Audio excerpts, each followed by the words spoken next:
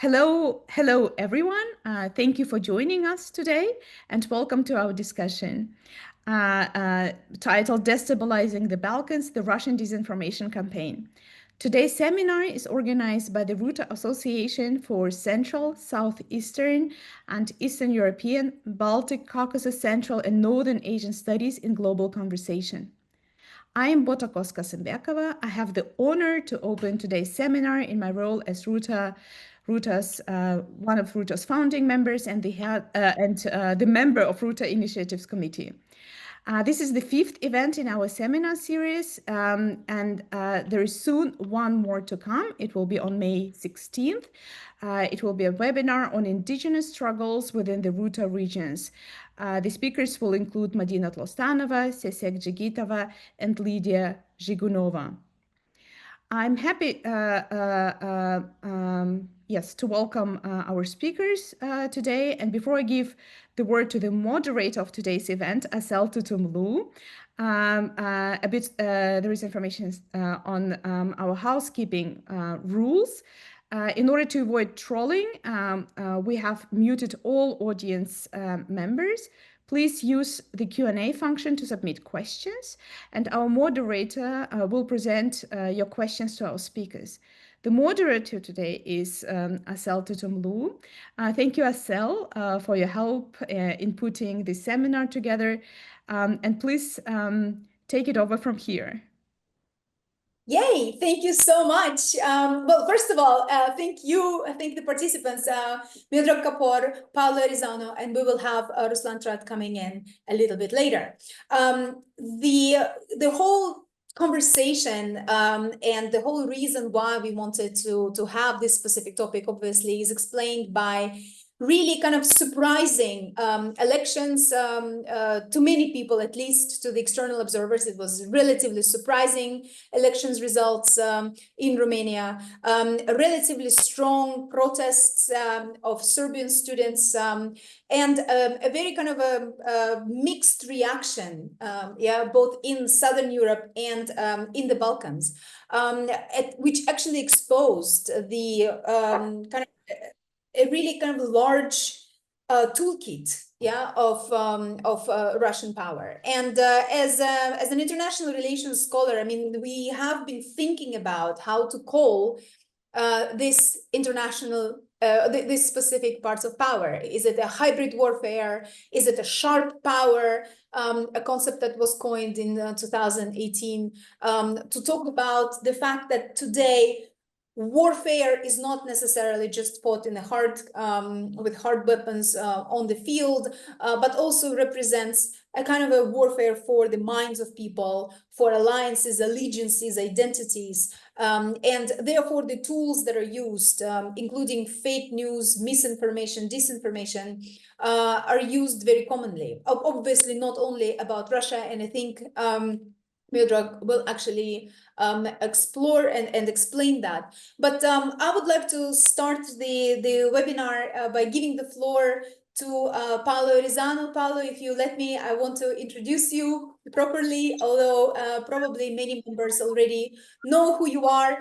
A journalist who have written pieces for Guardian, BBC, Financial Times, the Kyiv Independent as well, and an awarded journalist in the Words by Women competition in 2019. She's also not only the journalist, but also a writer, creative nonfiction books that also received book prizes and recognition. And her most recent novel, if I'm not mistaken, is the feminist historical novel, The Woods Are Burning, by Cartia Publishing House in 2021, for which she received Young Writer of the Year 2022 award and the Young Writer Gala in Bucharest, Romania. So thank you so much, Paolo, for joining us and for basically introducing the first, so to say, case. When I contacted you, I asked you to basically explain to us what happened in Romanian elections. But obviously, then you can also talk about Moldova and the whole scale of intervention and Russian presence, in the region as well. So thank you. The floor is yours. Okay, I will start to kind of unpack the situation, but if you have any questions at any point, Asal, as a moderator, please do ask me, because I work better in dialogue than in monologue form as a journalist. So we have two kind of upcoming elections in Romania and Moldova. So in Romania on the 4th of May, we have the new kind of runoff presidential elections after the previous session got cancelled by the Constitutional Court in December. And then in Moldova, we have parliamentary elections on the 28th of September. So these are the kind of elections to look forward to or be scared of in Romania and Moldova in the near future. Right now, the candidate that came first in the December presidential elections in Romania, Călin Georgescu, he is not allowed to run in this race, and that's because of his because of breaking the rules, so declaring zero funding when actually it was proven by both investigative journalists and by prosecutors that there was quite a social media campaign that was orchestrated in order to support him on TikTok. And that involved payment to influencers and kind of hijacking a hashtag that was proposed by a different party. So he's not running in this election anymore because of breaking the rules and also because of his kind of anti-democratic, anti-NATO, anti-EU rhetoric. But instead of him, we go back to George Simion. He's also a far-right leader. He's the leader of the party AUR, the Alliance of all Romanians, or more like for reunification of all Romanians. So a party that uses a nationalist rhetoric. And Călin Georgescu used to be part of this party as well, but then he was expelled when he made some declarations in support of the historic far right in Romania. And George Simion was kind of trying to clean his image and make himself more presentable. So he'd say that his leader preferred kind of figure is Giorgia Meloni, for instance. So someone who also had like a more radical rhetoric when she was campaigning, but who then integrated in EU structures and in the kind of European landscape, political landscape, quite well, and while supporting Ukraine as well. But now that Călin Georgescu attracted so much passion and support through a more radical and weird rhetoric, George Simion has radicalized his discourse as well, trying to kind of capitalize on that. Călin Georgescu supported him openly. The difference between them, it's interesting. So I remember speaking to a Romanian journalist, Elena Stancu, who documents the Romanian diaspora across Europe. And she was telling me about this Romanian worker in Belgium, I think, who was quite radicalized, and she thought he would vote for George Simion in December, but actually he voted for Georgescu. And she asked him why, and he said, oh, you know, Călin Georgescu is a gentleman, whereas George Simion is like a football fan that is not very presentable, you know. So there is this kind of difference in style and perception. Like Călin Georgescu was perceived as this very highly educated, calm guru who mixed religious kind of discourse with very weird theories about water not being H2O, for instance, as well as giving a voice to this frustration with the political establishment in Romania. And actually, at the end of the day, this is the root of the problem. There is a clear political frustration of the entire kind of voter group with the way the establishment is behaving, kind of trying to play games in order to stay in power rather than reform the system. And that's especially a strong feeling since the historical kind of major parties, the Social Democrats and the National Liberal Party, have formed a coalition, a governing coalition together for the past few years. And previously they used to be at odds with each other and always fight against each other. Now they've occupied this massive center. So people who are unhappy with the pace of reforms and with the way they feel unheard by politicians are moved to the fringes. Now, the candidate that is proposed by both of these parties, as well as the Hungarian Minority Party, is Crin Antonescu. He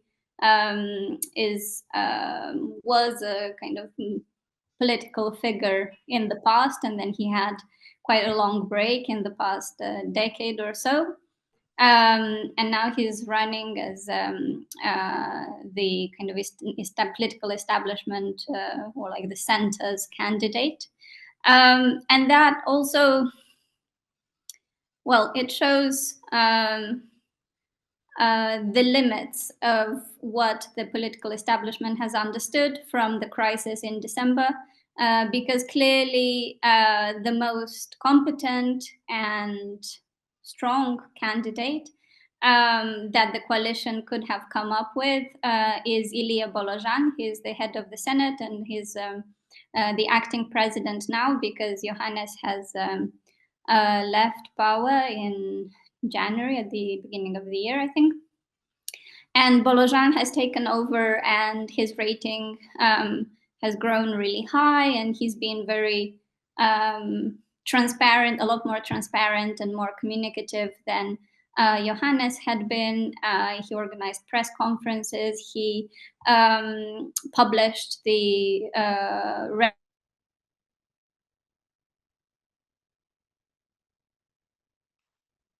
during Johannes's terms, and he has also been more active on the international scene. So he would have been a great candidate. He was a very performing mayor in Oradea, a Romanian city in the west of the country. So he had great potential. But what analysts say is that as a national liberal kind of party member, maybe the Socialist Democrats didn't want him to kind of take power and bring more votes for the National Liberal Party. And then within the National Liberal Party itself, there are quite a lot of factions. And then the other candidate that may come third or second in the first round of presidential elections on 4th of May is Nicu Jordan. He is a maths teacher who became an activist for heritage preservation in Romania, and then he founded this reformist kind of center-right party called USR, the Union Save Romania, and then he left the party, and now he's Bucharest mayor for the second term, and he has been quite brave in engaging with some very difficult reforms, for instance, repairing the pipes and the kind of water system in Bucharest, which means that a lot of people don't have hot water and haven't had it, for a few years, but still he managed to get elected once again. So he is quite likely to get into the second round as well. And he's also a kind of anti-system candidate like George Simeon, but on the more kind of he'd be elected by the urban, kind of better educated class.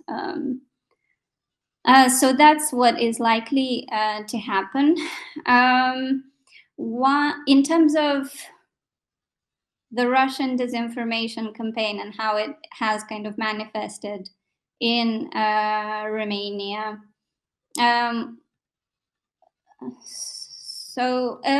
guess in terms of methods, they use politicians. So George Simeon, he is actually persona non grata in Ukraine and in Moldova, and that's because the Ukrainian security services, as well as Moldovan security services, said that George Simeon met up with some Russian spies in Chernivtsi a few years ago.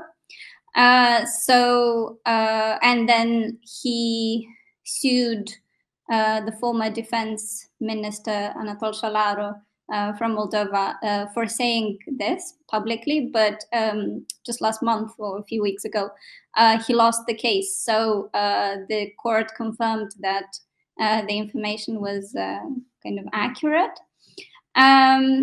So Russians, are very good at using politicians like George Simeon or like Călin Georgescu in Romania and their counterparts in Moldova. They're very good at using social media. So the Călin Georgescu rose from being a kind of no-name to being viral on TikTok within weeks, and that's through using, I think TikTok said it was about 27,000 fake accounts. So enormous numbers that basically played with the algorithm and made him more visible and more prominent on TikTok. And Romania is actually one of the biggest nations in Europe using TikTok to a large extent. It's very popular there. And but what's interesting is that I just saw a study today by expert group EFOR in Romania, who said that now all the political actors are using these marketing companies that are trying to rig the algorithm, basically, that they realize that without fake accounts, basically, they get far smaller reach. So here's the kind of long-term or mid-term impact of Russian disinformation means in Romania. Then the church, of course, was, it's very obvious in the way the church is used by Russia in Moldova. It's more direct because we have two big Orthodox churches. One is connected to Romania and the other church is under the Russian Patriarchate. But even within the Romanian church, which is not directly under Moscow, there is still a lot of kind of pro-Russian rhetoric, and analysts say that that Călin Georgescu's campaign relied a lot on both the Orthodox church system as well as the kind of evangelist or Protestant churches, including through American far-right connections. And then other methods, journalists and civil society, of course, people who pretend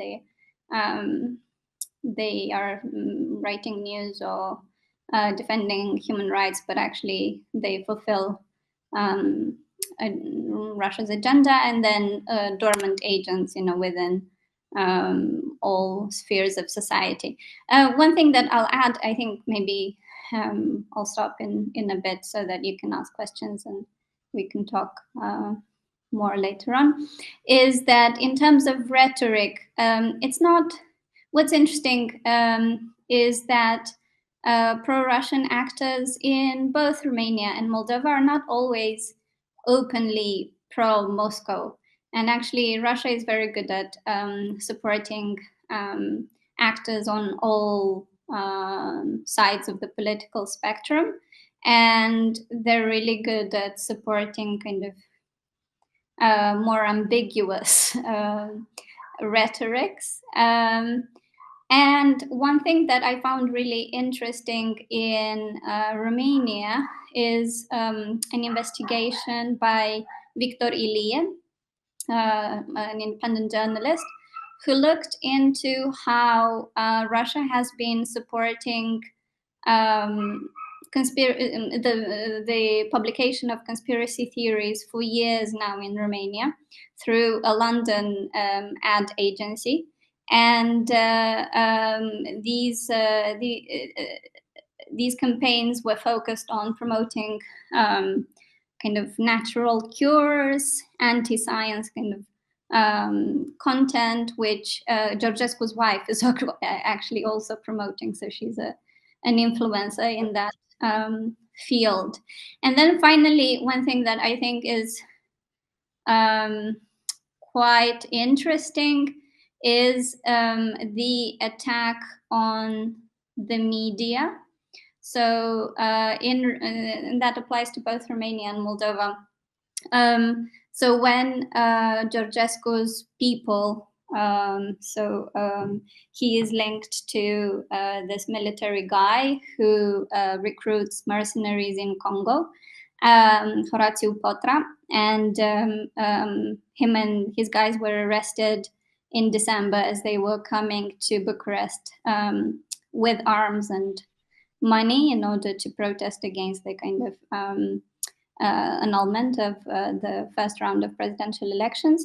And what the authorities found with these people was also a list of journalists that they thought are not okay and should be attacked in some way.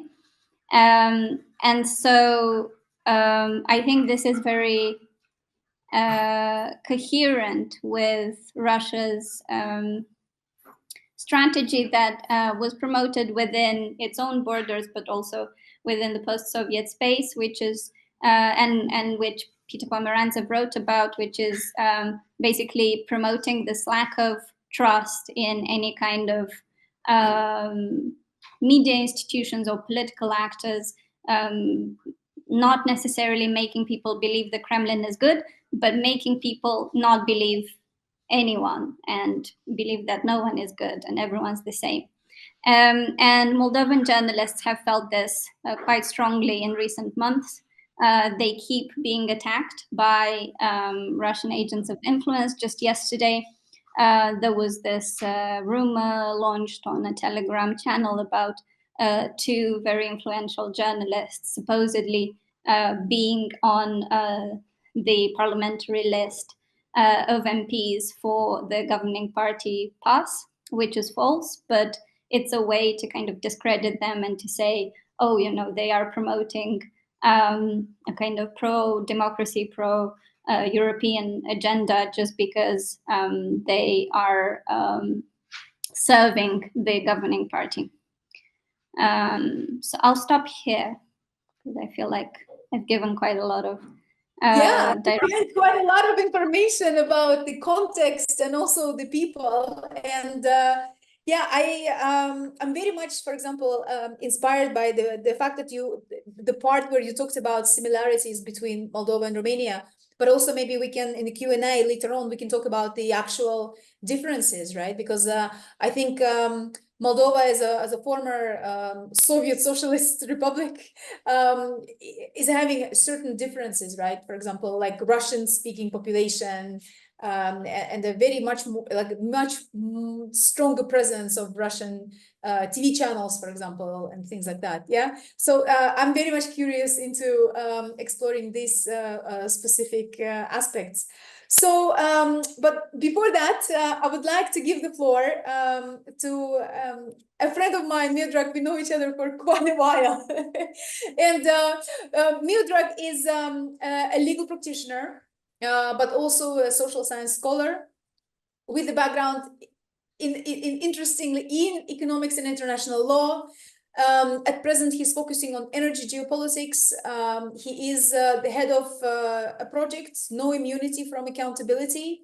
And I think your profile really fits into the theme today, particularly because you've been working on and collecting information, and you have a data set of various various agents, let's say, who promote certain pro-Russian pro-Russian agenda, let's say, in Serbia. So you have an insider view regarding that, and when we talked about it, I think we both of us were very excited about discussing a case, right, where it's not just Russia uses the misinformation and disinformation, but many actors, other actors involved. So yes, the floor is yours. Thank you. Yeah, thank you. And maybe you shouldn't say that we are friends for a long time, because people will think, oh, this is a clear case of nepotism. If they don't know each other, he wouldn't be there. So I'm kidding, of course. Just briefly, and I want to be succinct, also interesting, because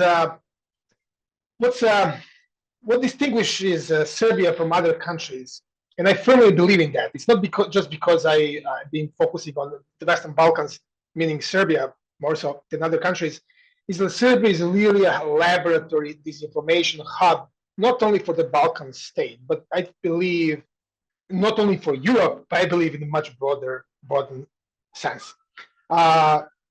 Just to give you an example, I mean, since 2012, where the current government came into power in Serbia, they immediately started creating, financing hundreds of government-owned NGOs, think tanks, media houses, you name it. When I say numbers, just to put it in perspective, like Serbia has population around 6.5 million, and we have around registered GONG organizations, right? GONGO, right?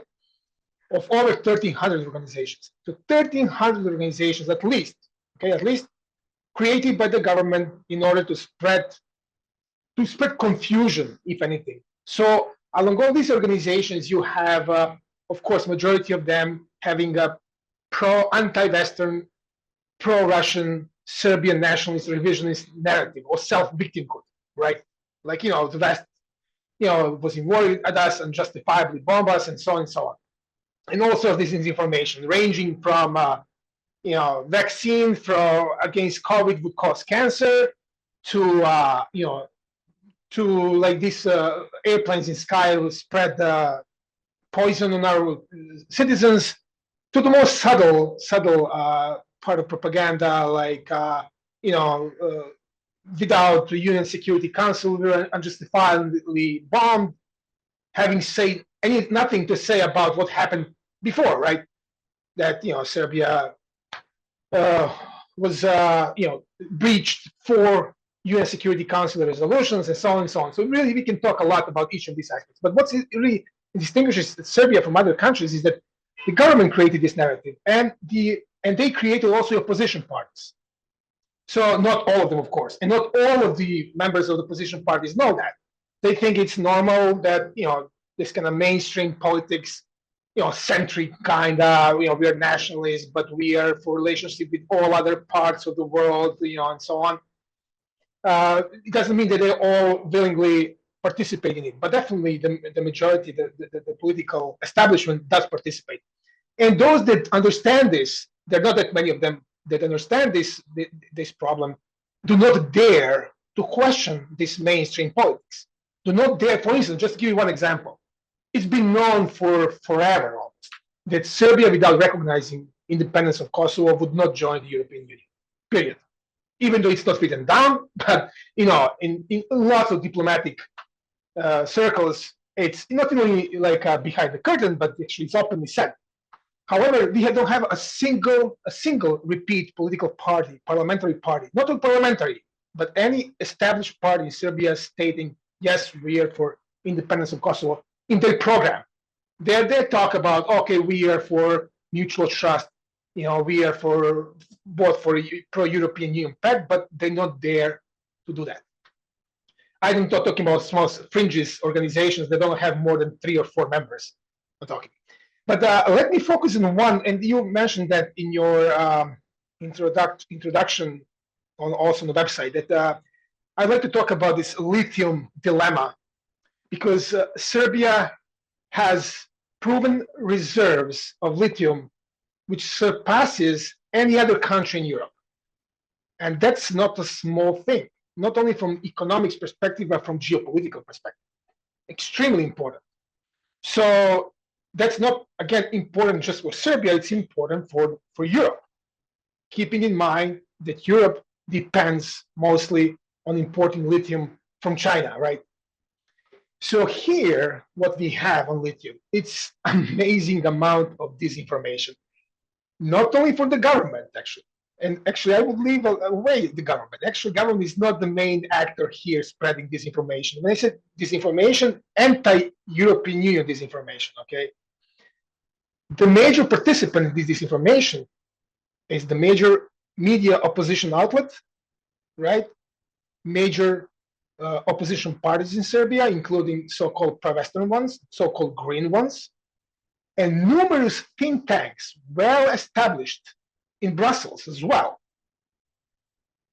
including, listen to this, some well-respected professors around Europe, like University of Graz, Florian Bieber, for instance. He's one of, he's good in writing about Russian disinformation, but unfortunately, he's, I guess, willingly participated in this disinformation campaign. And these are, I may say, powerful figures in a way that, these are the ones who have contact with the administration in Brussels. These are the people who have contacts within the European Parliament. These are the people who are perceived to fight against Russian disinformation. By the end, the result of this is that on Serbian students' protest, we don't have a single, I repeat, a single flag of the European Union. A single flag. Actually, with few friends, I was the only one carrying these flags over the last 5-6 months. And each time, almost, I had to physically defend myself. Some of the attackers were students. So no, these are not like some lunatics, paid activists. No, that's not true. I mean, I witnessed. No one else knows better than myself and my friends. On the other hand, from the very beginning, you have pro-Russian flags and protests. Not like grandiose number, but you do have freely displayed banners. So literally, even Russian flags. You have this flag of Kulikovska battle that represent, actually, that today symbolizes the Russian invasion of eastern Ukraine. You have this nationalist regime flag, no surrender of Kosovo, on almost many of these students' protests. Even in Strasbourg, the Serbian students cycle there, you have these flags. And I know that many of these students disagree with them. Just they don't have, how to say, decent people don't like to get into fight, right? Don't like to get into arguments, right? So unfortunately, they don't dare to remove these flags from these protests, while at the same time they're quiet when a person is attacked because of Georgian flag, because of Ukrainian flag, or because of European flag. So the direct consequence of anti-European Union disinformation propaganda against lithium project in Serbia is that we don't have a single liberal democracy symbol in protest, which are, I would say, fundamental condition for having any kind of independence justice system. And this is what students and other citizens are fighting for.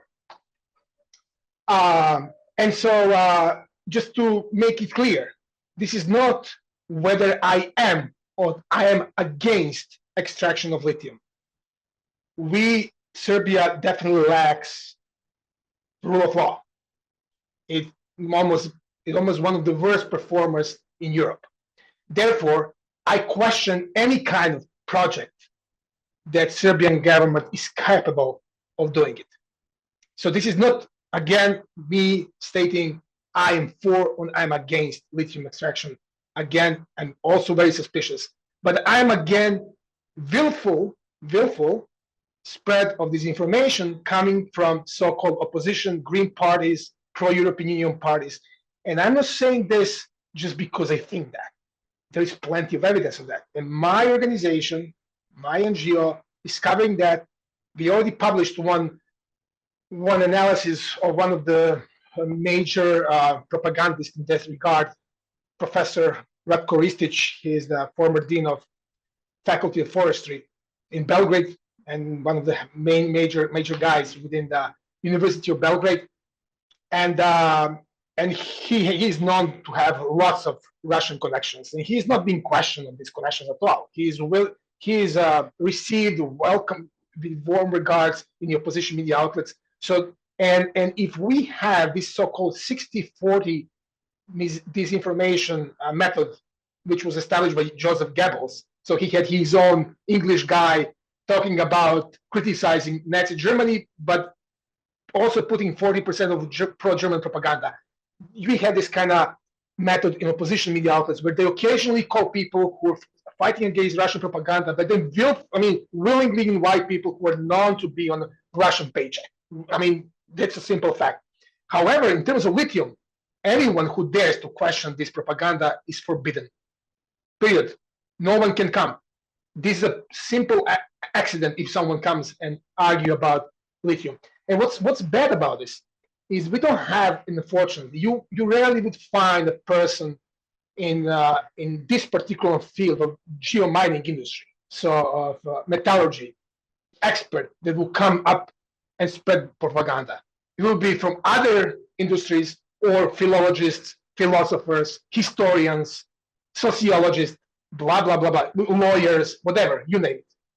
And for my talk to Peter Tom Jones, he's the director of the Institute of Mineral Resources at the University of Leuven in Belgium. This is a 600-year-old institution, one of the most respected institutions in Europe. He received calls by professors of mining in Belgrade. They letting him know that they are very well known this information, but they just simply are afraid to speak out. And at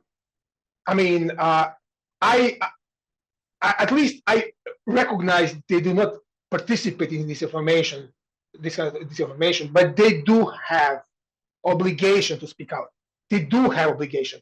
There are just few people who can speak out in Serbia about this. And of course, and if you question this like a rhetoric, mainstream rhetoric, you're automatically labeled as a government-paid agent, which is nonsense.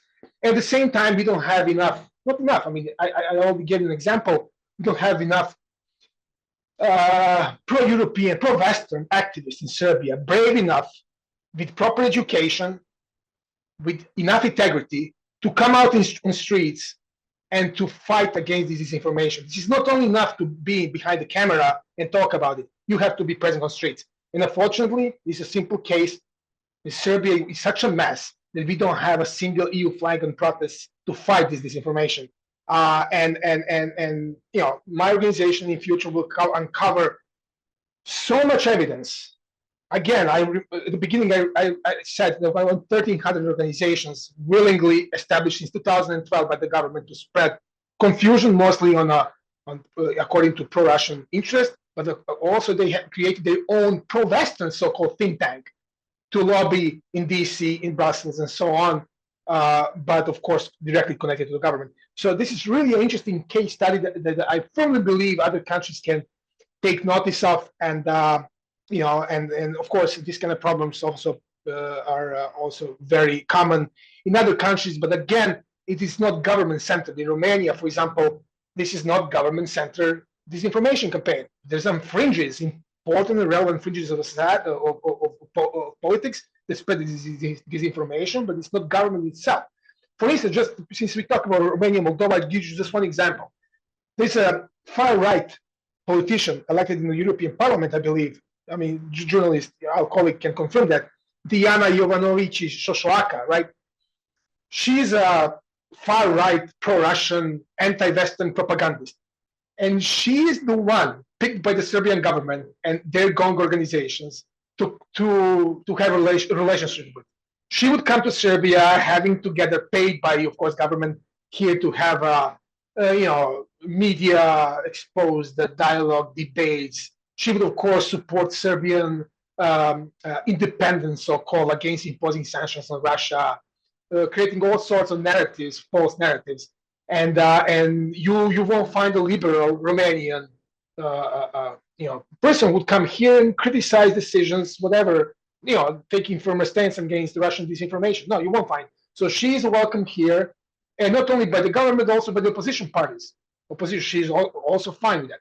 So I think I may stop here because there's so many. Again, my organization covers all sorts of disinformation, from COVID vaccine to the depleted uranium, to victims. The number of victims died in Second World War. Role of the Serbian Orthodox Church, which is the most important government-owned NGO in the country by far, about Serbian diaspora, which is organized around Serbian Orthodox Church, and therefore, right, mostly of them ingrained this pro-Russian propaganda. We have, for example, organization Serbs for Trump in the United States, for years being sponsored by the Serbian government and spreading a pro-Russian narrative. And if you ask Serbs in the United States, which has huge diaspora, 8 out of 10 of them would say, yes, I would vote for Trump. Not because they're educated, but because they listen to Serbian media and Serbian Orthodox Church, which would say Donald Trump would do whatever stuff for us. These deep state so-called liberals are against Serbs. So again, just for your listeners and for other colleagues to keep in mind, I can address these questions as well. Thank you. Thank you, Miodrag. I'm actually curious about hearing in the Q&A later on more about the actual lithium case. What exactly is at stake, and what exactly is the rhetoric, and what exactly both sides want, besides the fact that one side is saying no lithium and the other one is saying pro lithium. Yeah, I think that would be interesting to see the complexity to unpack about it. Sure. I think we have Ruslan, because we have 2 root associations in there. I hope Ruslan is back. If no. Okay. Thank you. We are still waiting for the third speaker. Then can I please then ask my question to Paula first? Yeah, and then basically move to Miodrag. Paula, I just wanted to, coming from Kazakhstan, for us, whatever is happening in Ukraine, I think there is a very strong realization that Ukraine is fighting for everyone's freedom. And if you take a look, for example, at the things that are important, so to say, to Russian government, to the Russian regime, it's things like language rights. Yeah, and that's part of the reason why, for example, certain parts of Ukraine were supposedly were taking over, yeah, like Luhansk and Donetsk. Language rights, TV channels, for example, and we also can see with the start of war in Ukraine, we basically saw a population polarized, especially along the gender and age divides. Yeah, so mostly females, older females were very much pro-Putin, and we have younger population that was very much pro-Ukraine.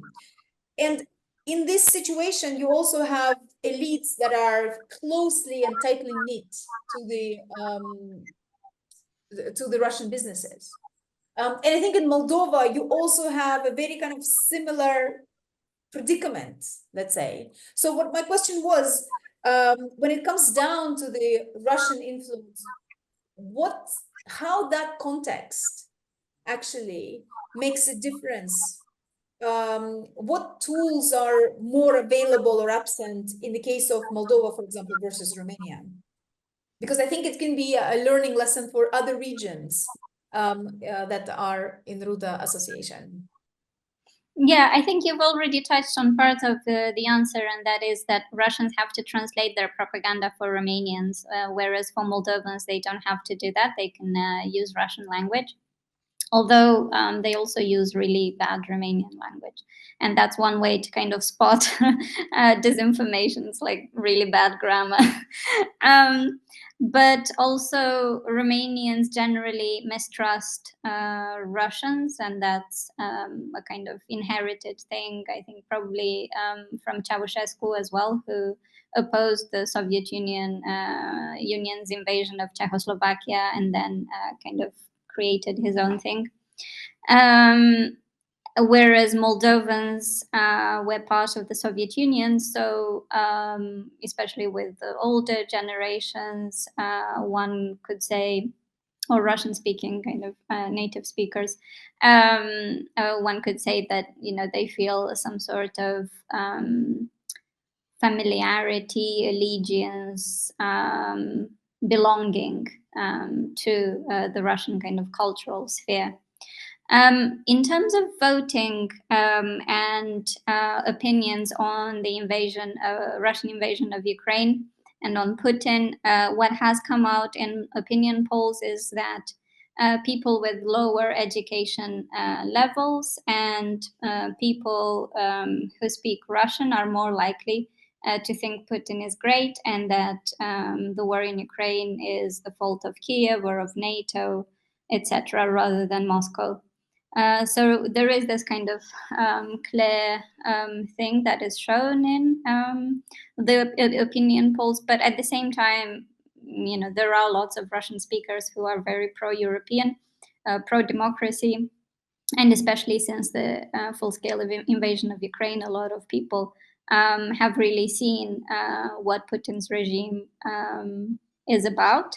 One perverse, weird thing that has happened since 2022 is that in Chisinau, in the capital city in Moldova, you can hear a lot more Russian being spoken on the streets now, and that's because a lot of Ukrainian refugees that come from Odessa, from Mykolaiv, they don't speak Ukrainian, they speak Russian. And that is quite weird because to me, as a native Romanian speaker, that feels like quite colonial, it's like it's the language of the conqueror that I'm hearing more. But at the same time, this is because it's refugees who are finding a safe haven here in Chisinau. So that is quite strange. Some of them are learning Romanian, but not all of them.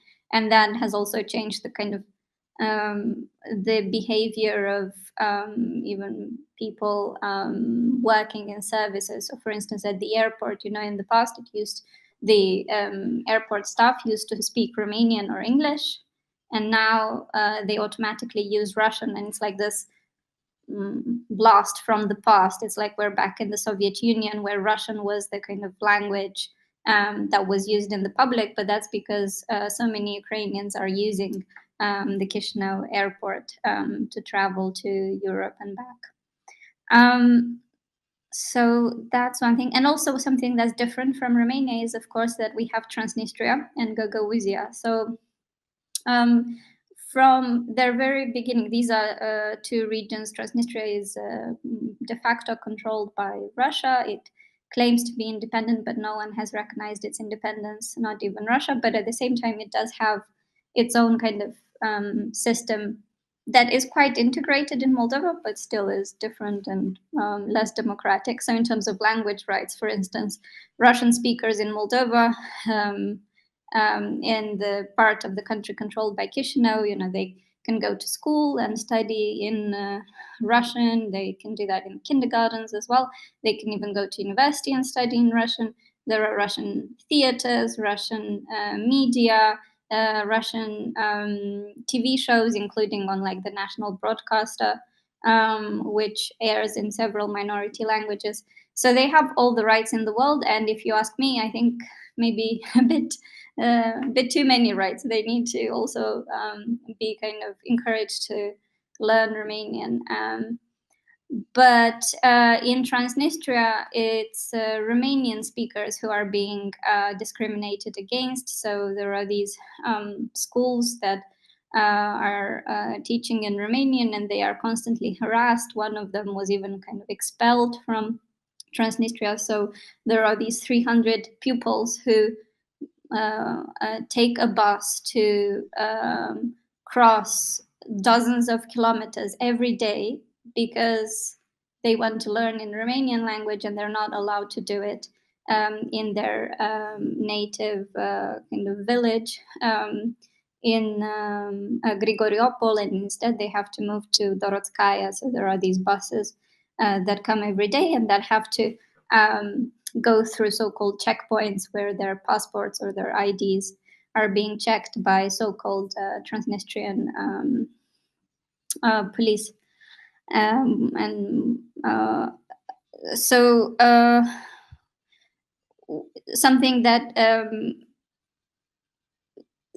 so both Transnistria and Gagauzia were created in the kind of 80s, 90s, so late 80s, early 90s, with support from Russia, and the kind of pretext for them was the kind of respect for minority rights and languages. But actually, in Gagauzia, for instance, which is populated by a Turkic population, people have actually forgotten and lost their language. And there's one example I use. I was speaking to a specialist in education, and her mom is a kindergarten teacher. So she said, you know, in the 80s, she used to teach kids in her kindergarten how to say I or hand in Russian because they spoke Gagauz language at home.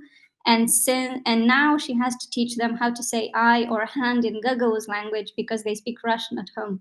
So the region has been really Russified. So both Gagauzia and Transnistria are basically like Russian colonies in Moldova. So their media is fully pro-Kremlin, and the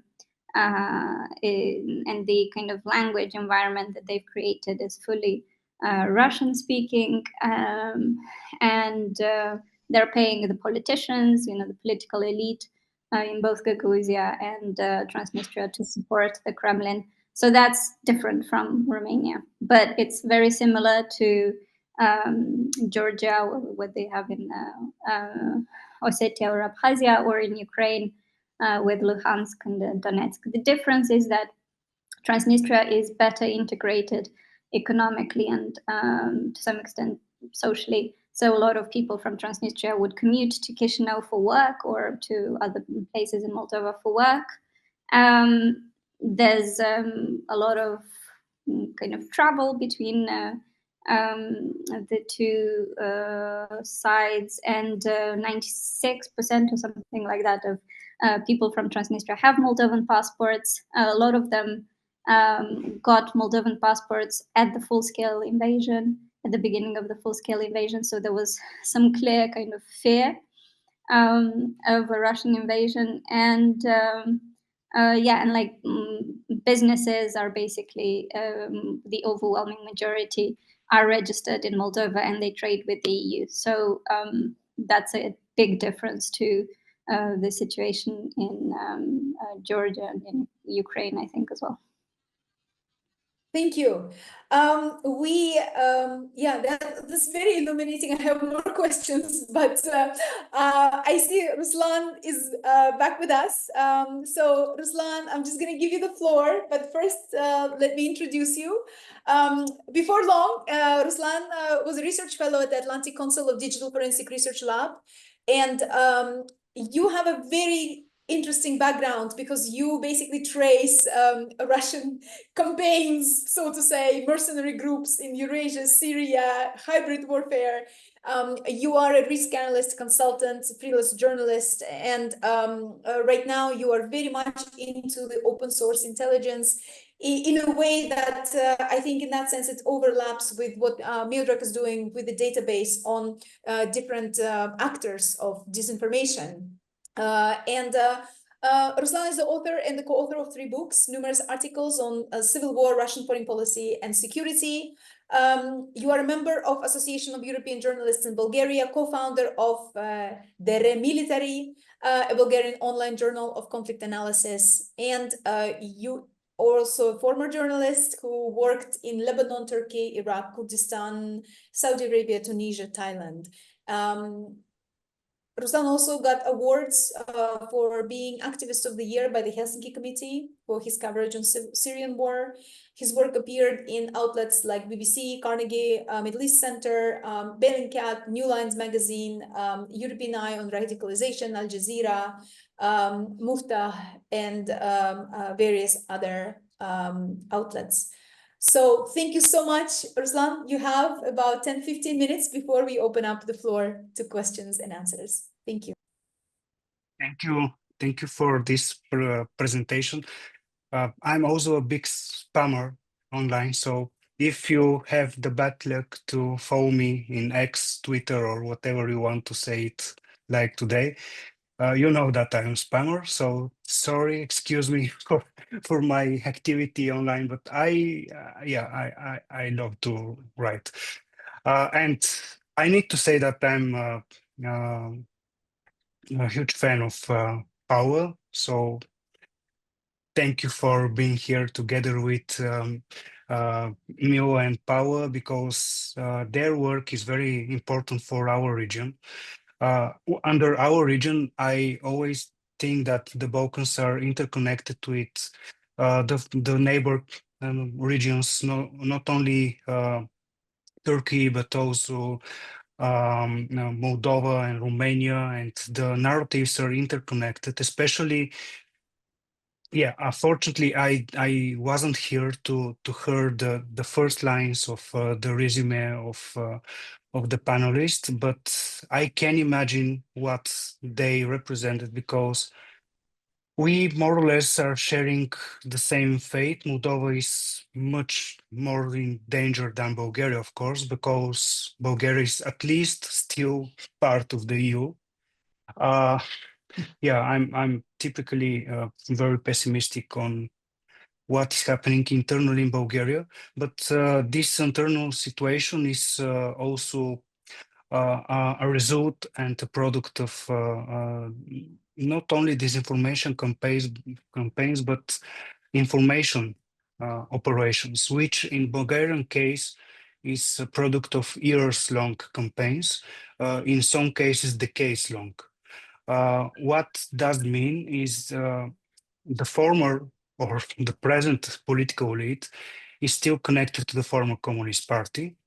And this is not an only phrase, but reality. And the problem is that for many years, Bulgaria was behind to the public attention, including the European Union institutions, and the media landscape here, which is directly affected by the whole political situation, and the ownership of the media here is directly linked to the political elite and political parties. And these political parties are, let's say, connected to the former elite.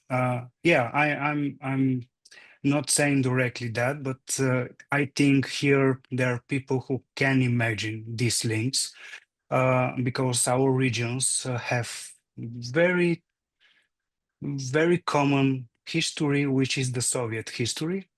So in Bulgaria, yeah, this is a huge conversation, but we can mark at least some narratives and at least some security events here, which are connected to Moldova, connected to Central Asia, connected to Middle East, because there is a huge activity of Russian disinformation actors based in Bulgaria. For example, journalists like Dilyana Gaitangieva, and not only, but she is one of the main, for example, one of the main actors behind the story of biolabs in Ukraine and Georgia. And she promoted that story at the beginning of the full-scale invasion, but even before 2024, those actors, they are based currently here in Bulgaria, and they received a lot of attention from the media, especially mainstream media, because that problem. The mainstream media here are deeply influenced of politics, and that politics are influenced by Russia on many levels. The security apparatus here is still living in the Soviet times.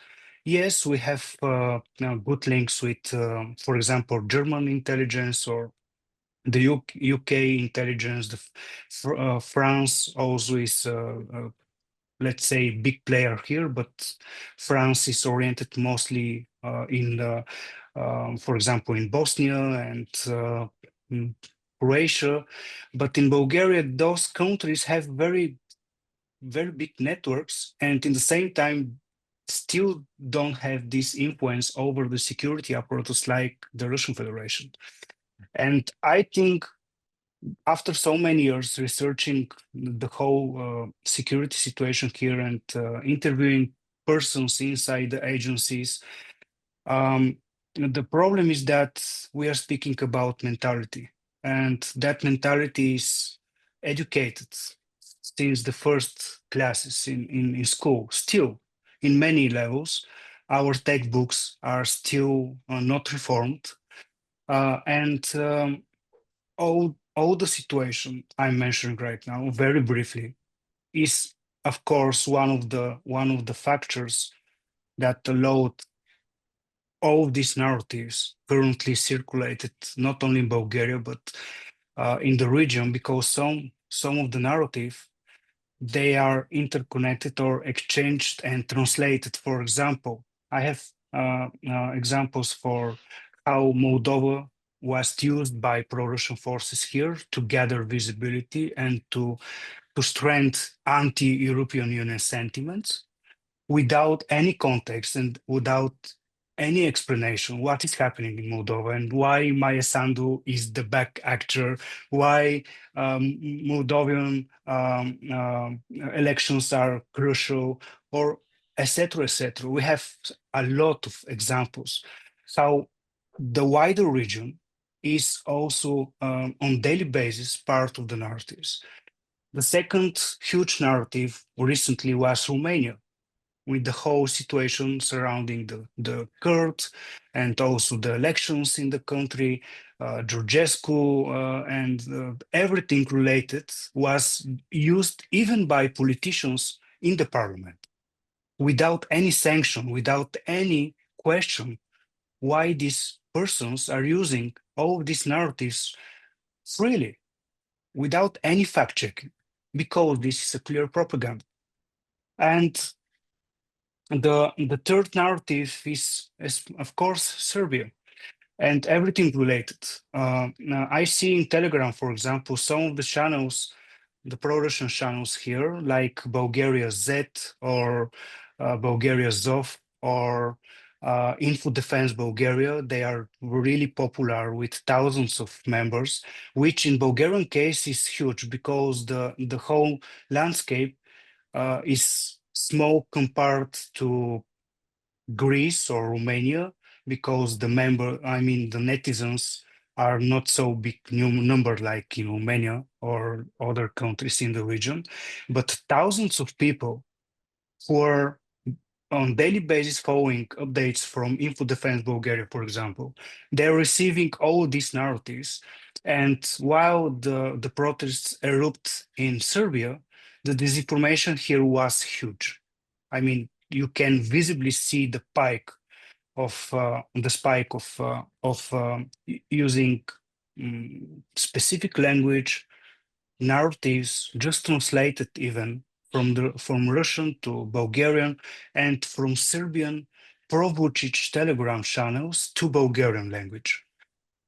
So we witnessed very well performed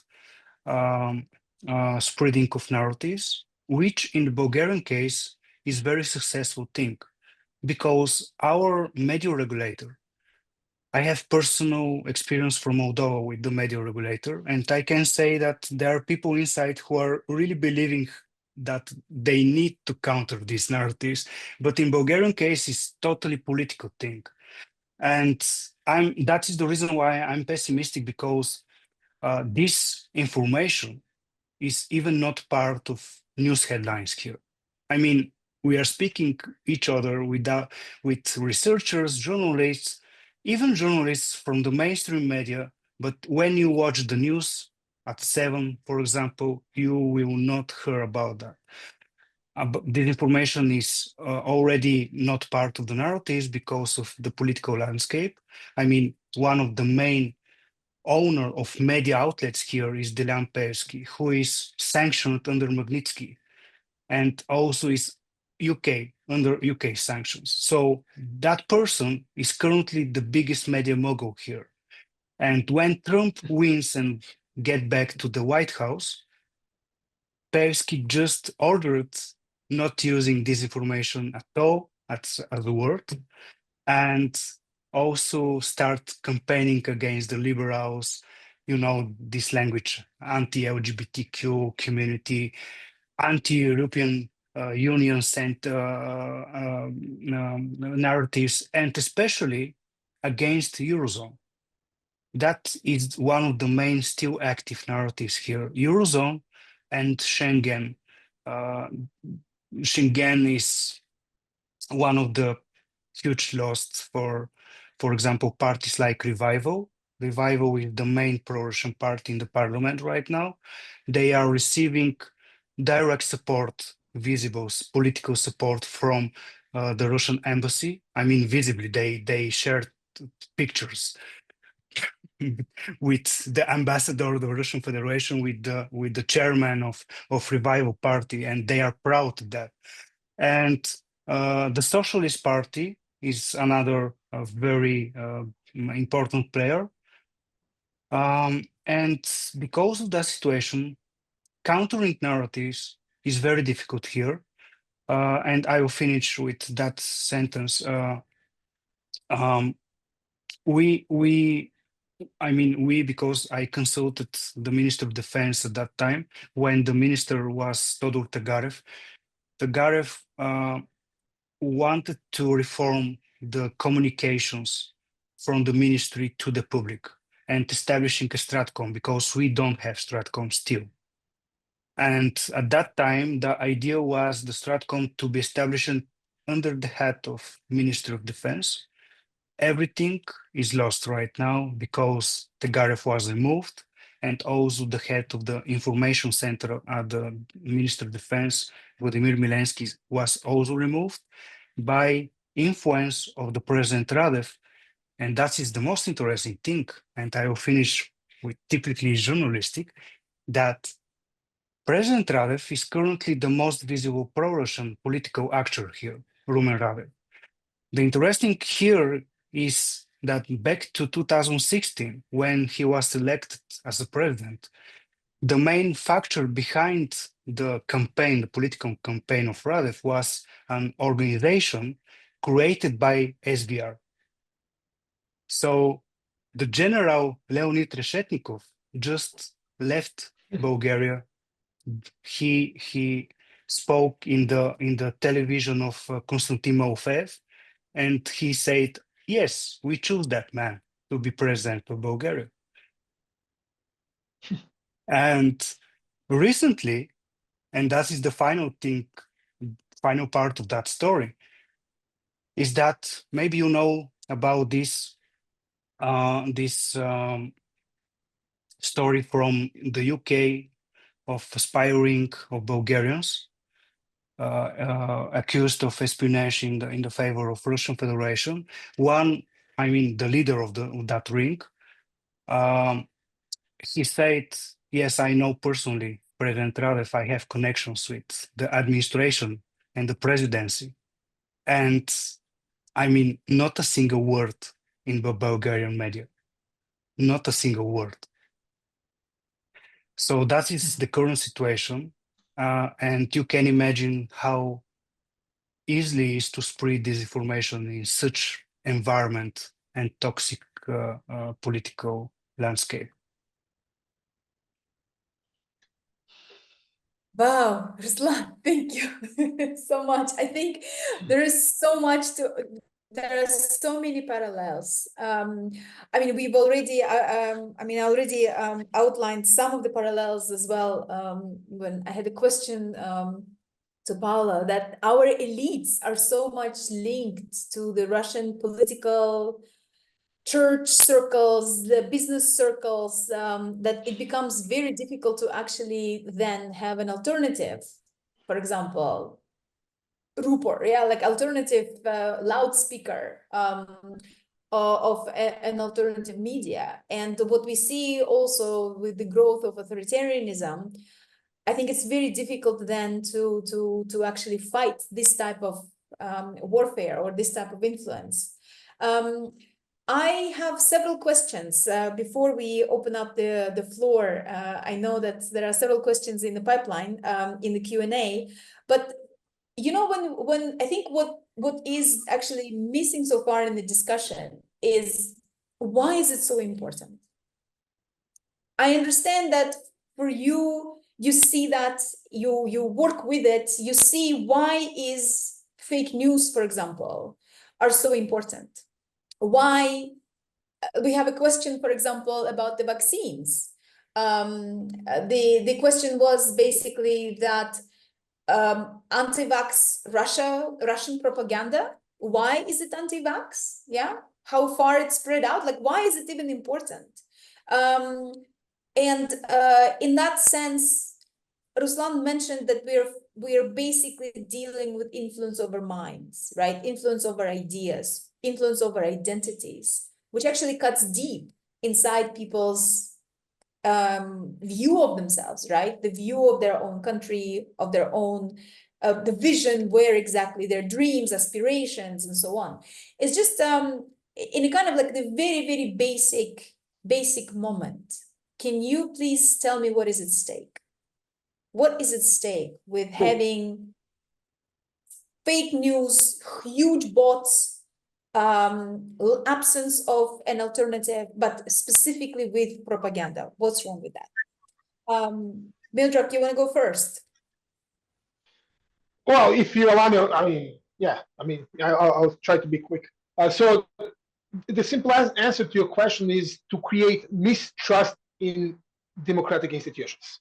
Okay, so to create how? It is not to create, no, we Russians are right. It's not about that. Of course, some people are aligned to Russians, they love them for historic reasons and so on. But we are bad, they would say we are bad, but this, in the West, they're even much worse than they us. So don't trust anyone. Don't trust the politicians. Don't trust the politics. Turn to your internal microcosmos, to your family, and mistrust anybody. So the main difference between, let's say, the most progressive part of our civilization, which has been for decades now, are Scandinavian countries, right? Norway, Sweden, Finland, with its own, of course, problems, but their problems are really minuscule compared to other, especially to the Balkans, right, countries, is that they trust each other. They trust in these institutions. If you ask 10 people, 9 out of 10 will say, yes, I trust, the police, I trust the president, I trust the political parties. But here, there's such a huge mistrust because of this information, right? So that's the main difference. And also, we didn't talk much, and usually people are reluctant to talk about, but it's responsibility of those people and organizations. They have enough understanding of what's going on. What we can do to make this problem less emblematic. What we can do to help people creating, let's say, organization that can pass the threshold in the parliament that is willing to use available resources by journalists, by professors, and so on, who understand these problems. For example, in Serbia, we haven't had a real pro-EU party for 13 years almost. We don't. We do have on paper, but we say we would go to the European Union, but under our own conditions. And we can teach European Union what are the real values, which are blasphemy. I mean, we have our students, and all media is talking about Serbian students are teaching the European Union what democracy is. This is baloney. This is nonsense, right? But unfortunately, we live in Serbia.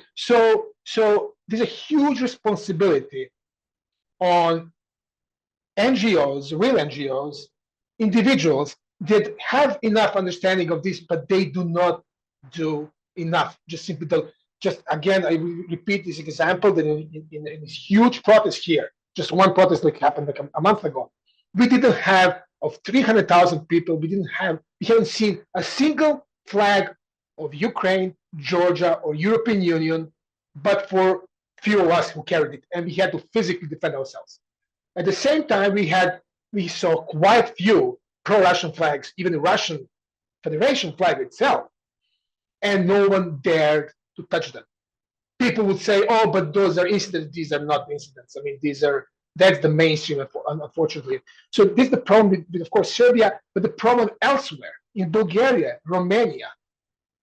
Where is the responsibility? But by us, the people who understand these problems. We always talk about, yes, there's disinformation, yes, there's a network of these guys, but what really we can do is this. I don't accept excuse, oh, but we are weak, we don't have resources, and so on. That's not an excuse. We definitely have live in a less dangerous world than our parents lived and before, and they really fought really hard for democracy.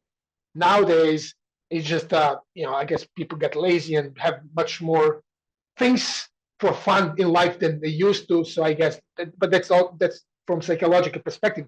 But the problem really is how we allow this to happen.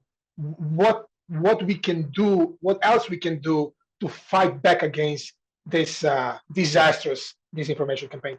Thank you. Thank you. Paula, do you want to join in? Sure.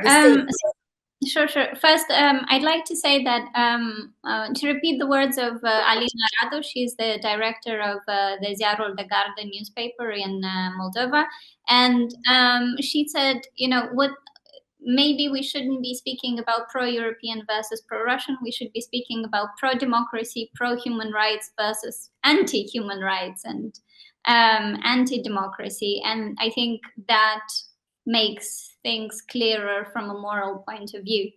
And having mentioned her, well, I'd like to bring in some positive examples from Romania and Moldova of ways in which journalists and other actors have engaged and fought against Russian disinformation.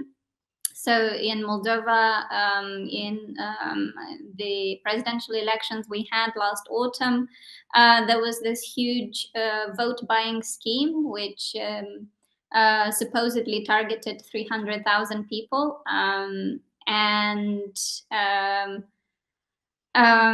And there was all of this kind of talk about it. The security services kind of made a public conference about it together with the police and the prosecution. And then Ziarul de Garda had an amazing undercover investigation where they showed how the vote buying scheme worked. And what was so amazing about it was that it was like an Oscar-winning film. It was, the storytelling was so good and so poignant, and you had like these incredible characters, that were part of the scheme, and you saw them with these hidden cameras, and the journalists who went undercover were speaking to you directly, head to camera, and that was very powerful and very influential, and that investigation is now shortlisted for the European Press Prize.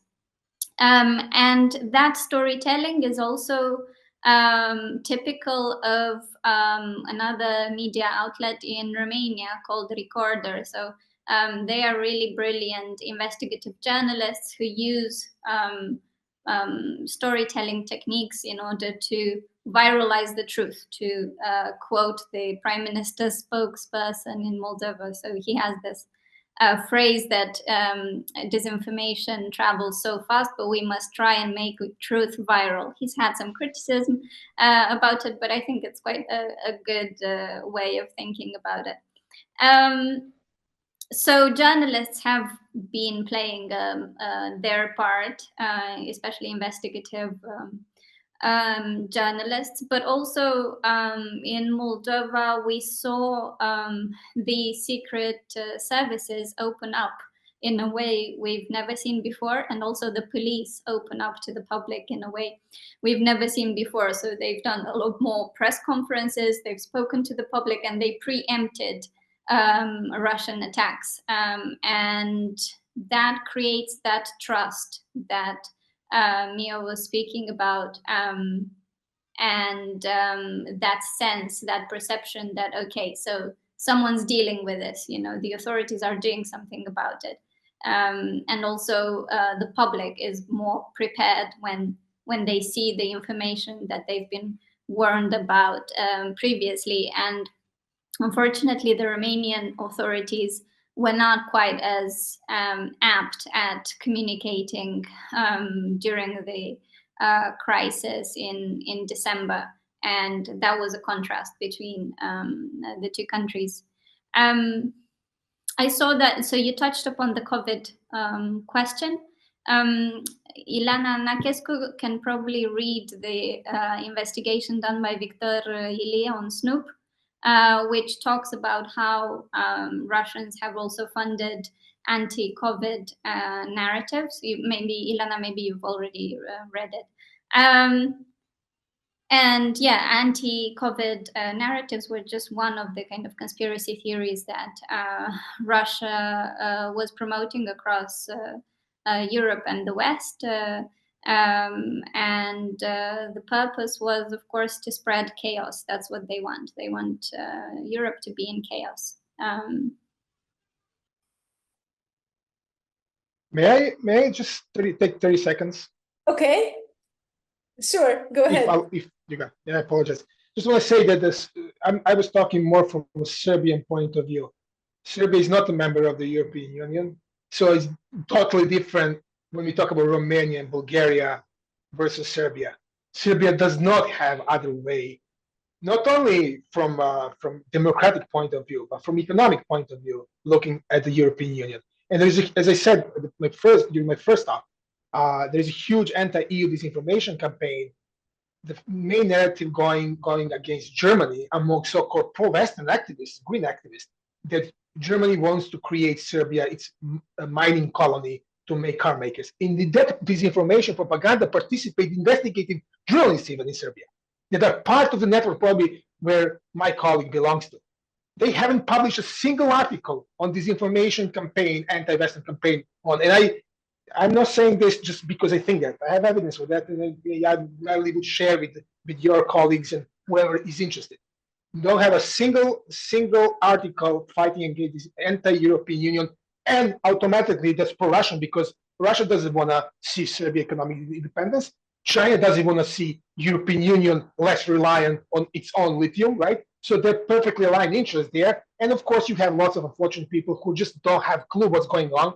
If they listen to from professors from Serbian Academy of Sciences saying that their environment would be destroyed because of a German car industry, I mean, a common person, of course, would think, yeah, that's correct, and we're going to go against the European Union. So the crucial propaganda here is focused on whether you are for European Union, not under our own conditions, but whether you really are for European Union or you're not.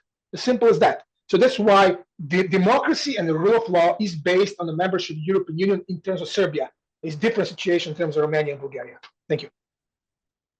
I think it's also very important to say that I think what is at stake is very simplification of issues, particularly putting them into or covering them in a very kind of dramatic way, either or, without necessarily seeing the actual details.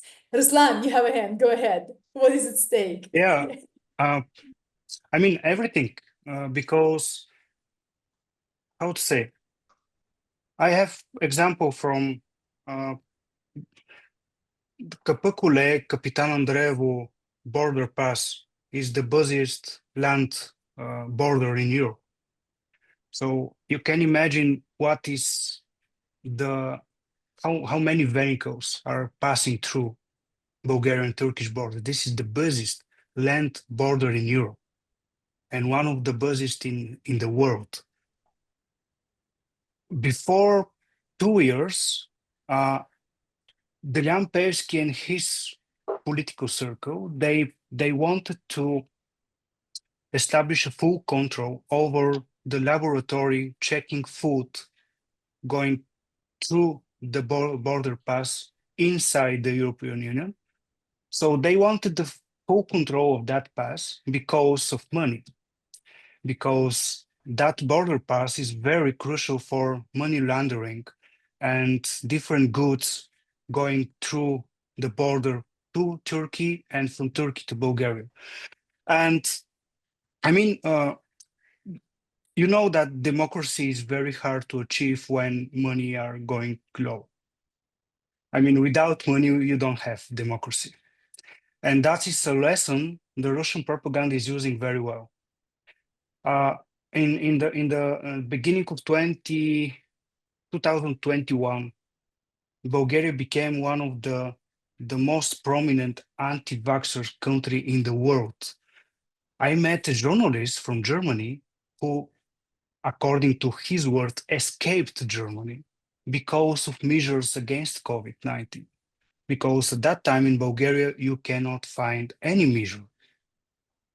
So even 3 years after COVID, the vaccination rate was under 30% because of disinformation.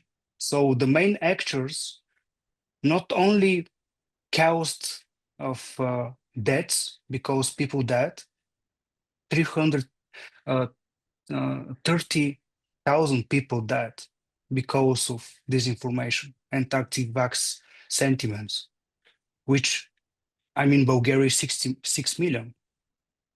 And one of the highest mortality rates because of COVID, caused directly because of disinformation and lack of media literacy, because at that time, the media just, they don't have experience how to cover these issues.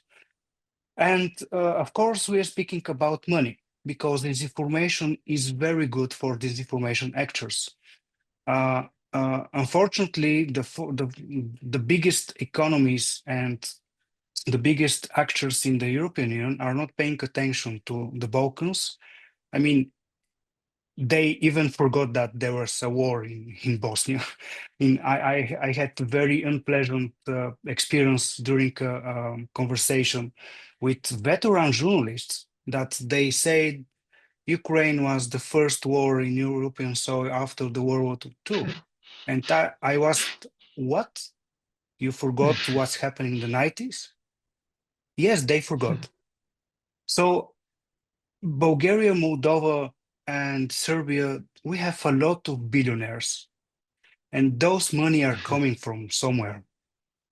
And this information is good for such actors because when, as Emil and Paula already said, when you educate, let's say educate or teach or learn the society to not reflect against authoritarianism or not checking sources, or you don't care about your institutions, that is good for mafia circles and underground sectors, which is directly funding the political elite in the country. So we are speaking about money flow at least.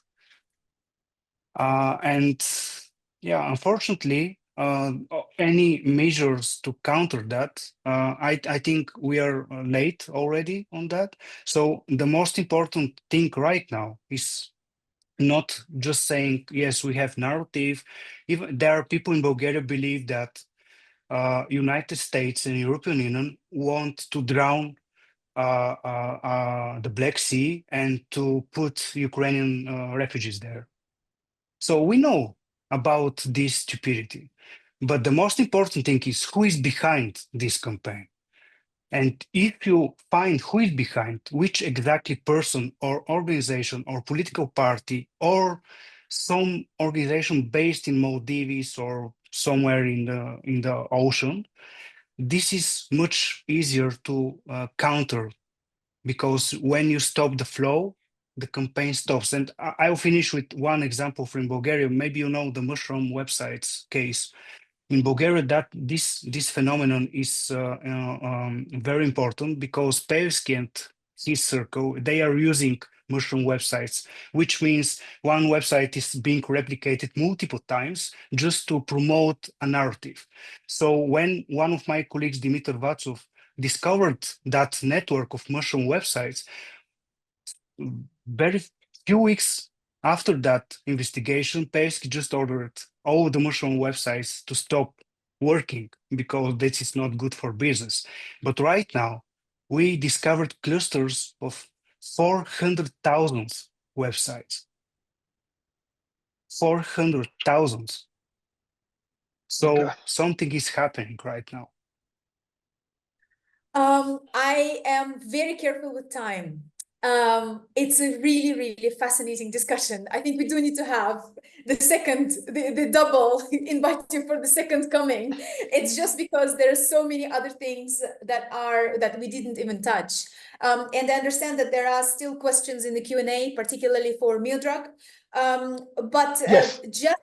just before, Sure. basically, there was a question from Teresa, basically, what can we do? Yeah, and I think what was nice that when we discussed the stakes, you've also outlined very serious things like accountability, the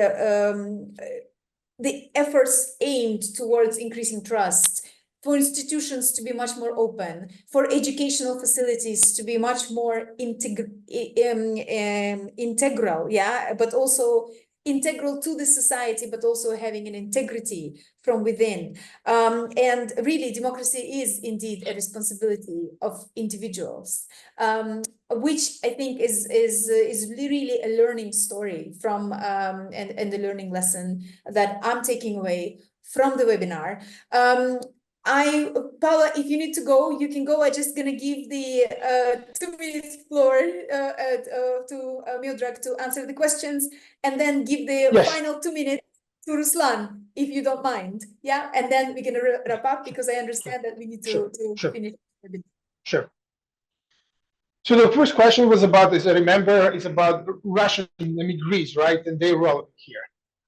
There has been a recent study by one NGO here, and their conclusion was that majority of these Russian refugees here are anti-Putin, but mostly anti-Putin, of course, not because of imperialist reasons, but because they lost, their amenities and become and being afraid that they may be sent to the war. So they're not interested much into politics, but just because of the simple human reasons. So mostly they do not present danger presently for Serbia. However, they're on path gaining Serbian citizenship, and they can easily gain that Serbian citizenship.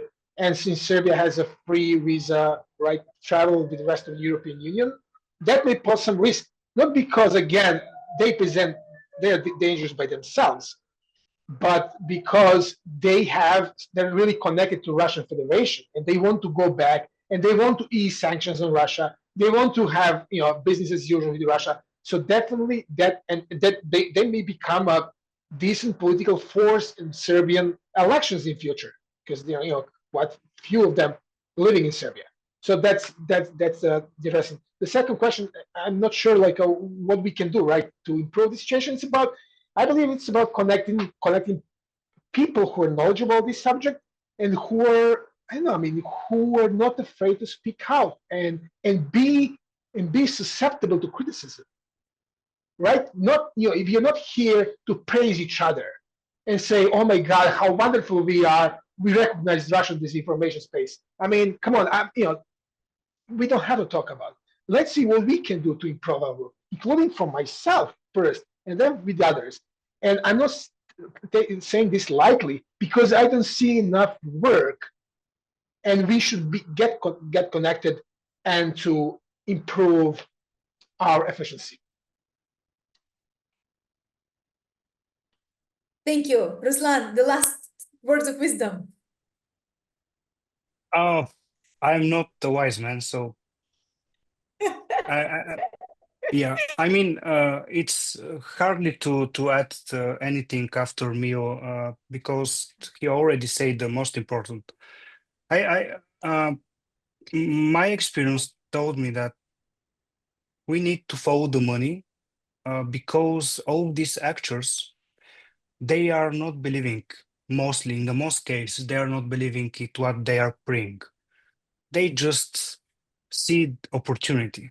And in every case, when I worked on such cases, investigative journalism is the most important tool.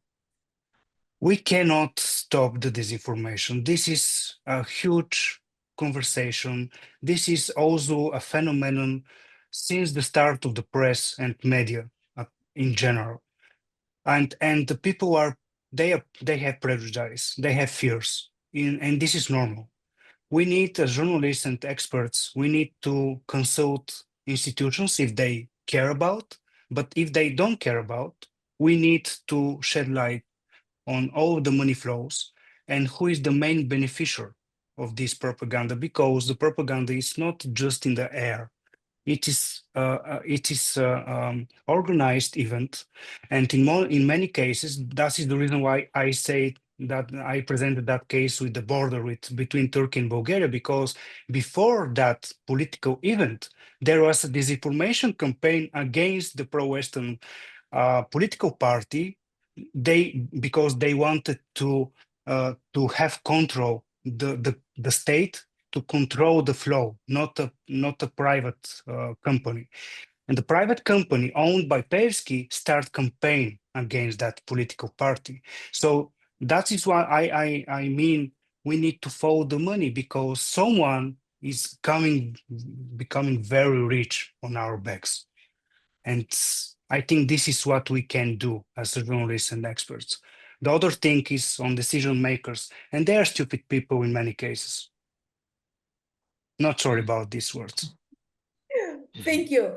I think it's a very the follow the money is a really good example, and I think if we add also the upcoming most of that propaganda takes place through the social media, and we can talk a lot about in the next possible meeting about algorithms and how they are monetized on fear, hatred, and so on, that are actually making people much more vulnerable, particularly when we address the issues of identity, language, the idea of self, personal dreams, and so on and so forth. So it's a very powerful tool, needs to have a lot more discussion. And thank you very much, friends, and really, really appreciate your participation, your wisdom, your words, your suggestions, good and positive and negative examples. They're all learning outcomes of this webinar. So thank you also the participants, and we are looking forward to seeing you in our next webinar. Bota was going to introduce it. The next webinar is going to be on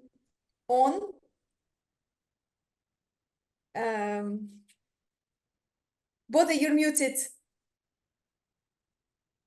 I already introduced it, but I can introduce it again. It will be on May 16th.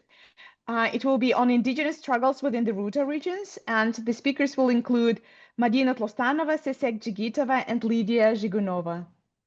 Yes, thank you so much. And we are looking forward to hosting you in our next event. Bye, everyone. And thank you again for joining us. Thank you. Thank you, everyone. Thank you. Bye. Bye. Bye. Bye-bye.